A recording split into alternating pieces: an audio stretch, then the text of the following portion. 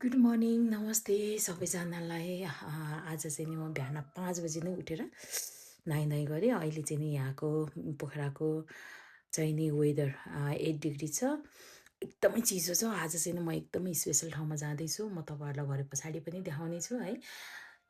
लाइफमा म अहिलेसम्म यो उमेरसम्म नपुगेको ठाउँमा जाँदैछु। एकदमै राम्रो छ। मैले फोटोजहरू भिडियोजहरू हेर्दाखेरि नै म एकदमै एक्साइटेड छु आज। आज चाहिँ जान्छु, योभन्दा अगाडि न म गएँ न योभन्दा पछाडिको दिनमा म जान सक्छु। आज चाहिँ नि विशेष मेरो दिन चाहिँ नि स्पेसल नै रहनेछ। फाइनल्ली म चाहिँ अलिअलि तयार भइसकेँ। जाडो हुन्छ भनेर यति धेरै लुगा लिएको छु कि मैले, यति धेरै लुगा लगाएको छु कि है चल्नै अप्ठ्यारो भयो। आफ्नो ठाउँलाई माया गर्ने हो, आफ्नो गाउँलाई माया गर्ने हो। त्यस कारणले आज हामी चाहिँ नि आफ्नै गाउँको अन्नपूर्ण भेकमा देशमा जाँदैछु होइन। जाँदैछु। फर्स्ट टाइम हो, म पहिला पनि हिँडेर गएको थिएन कहिले पनि। आज चाहिँ नि हामी उडेर जाँदैछौँ आफ्नै ठाउँमा। एकदम एक्साइटेड छु ल है। सेफ फ्लाइट है। Thank you.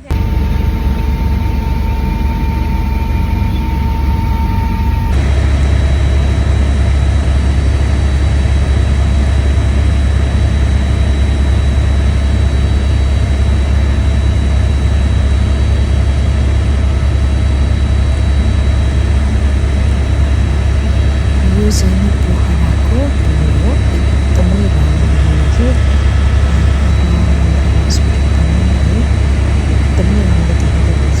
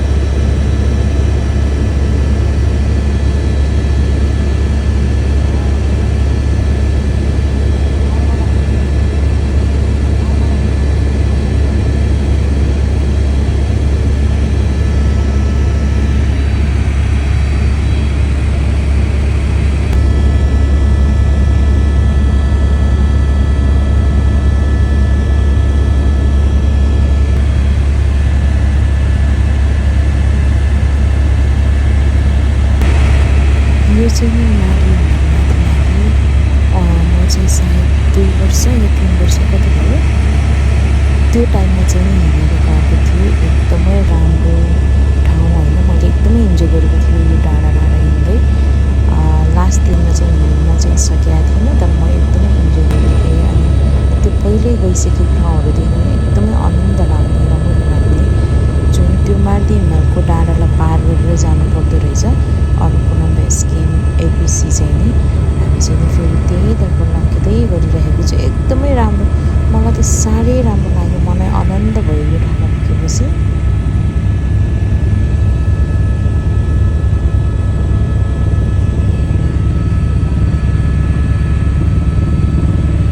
फाइनल्ली हामी चाहिँ नि अहिले अन्नपूर्ण बेस क्याम्पमा झरिसकेको छ। अनि धेरै वर्ष पछाडि फेरि हिउँलाई छुँदै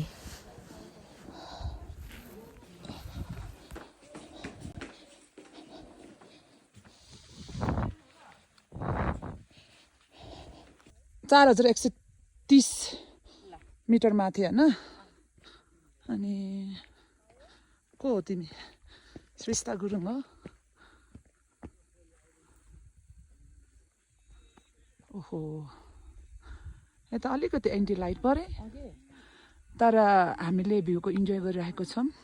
एकदमै राम्रो ठाउँ, सोच्दै नसोचेको ठाउँमा, आफ्नै ठाउँमा आफ्नै देशमा है। यति राम्रो ठाउँ रहेछ। हामी चाहिँ नि फेरि विदेश घुम्दै हिँड्छौँ क्या। वास्तवमा चाहिँ एकचोटि आउनै पर्ने ठाउँ, घुम्नै पर्ने ठाउँ अन्नपूर्ण एबिसी क्याम्प है। तपाईँहरू हिँडेर नि आउन सक्नुहुन्छ। 2 दिनमा 3 दिनमा मजाले आउन सक्नुहुन्छ। हेलीमा 15 मिनट्समा आइपुग्छ। एकदमै राम्रो ठाउँ छ। अहिले चाहिँ नि अलिअलि घिउ छ र पनि वेदर चाहिँ नि दामी। हामी त हेर्दै यस्तो दामी वेदरले वेदरमा हामीलाई एकदमै राम्रो साथ दियो। त्यसकारण हामी एकदम इन्जोय गरिरहेको छौँ। यदि तपाईँहरू आइपुग्नु भएको छैन भने यो ठाउँमा अवश्य पनि एकचोटि भिजिट गर्नुहोस् है। अन्नपूर्ण आउनै पर्ने ठाउँ खतरा।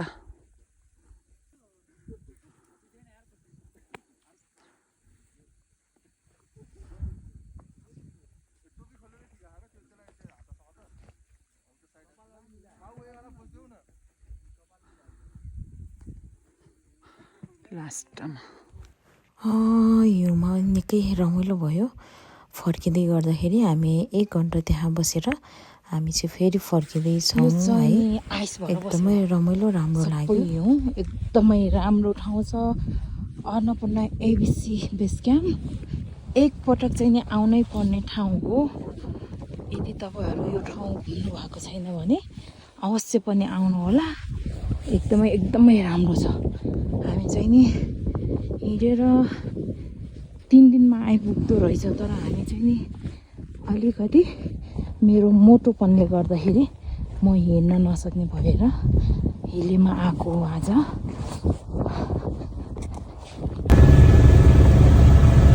अहिले चाहिँ नि हामी सरर फेरि पोखरातर्फ नै फर्किँदैछौँ। वेदर पनि एकदमै शान्ति हो, एकदमै खुसी छौँ। आज चाहिँ नि स्वर्ग भन्छ नि, वास्तवमा स्वर्ग यही हो जस्तो लाग्छ मलाई। किनभने मलाई एकदमै यो ठाउँमा पुगेपछिको मन एकदमै प्रसन्न भएको छु के।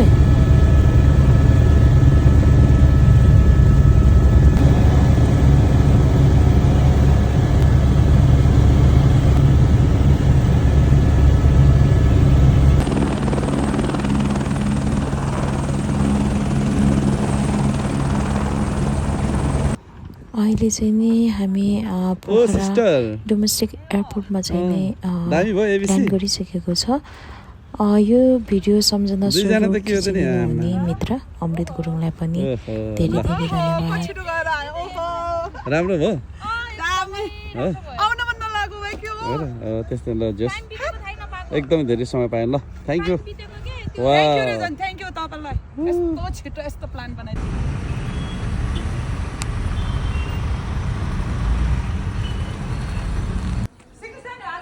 भयो भने बेलुका फेरि भेटौँला।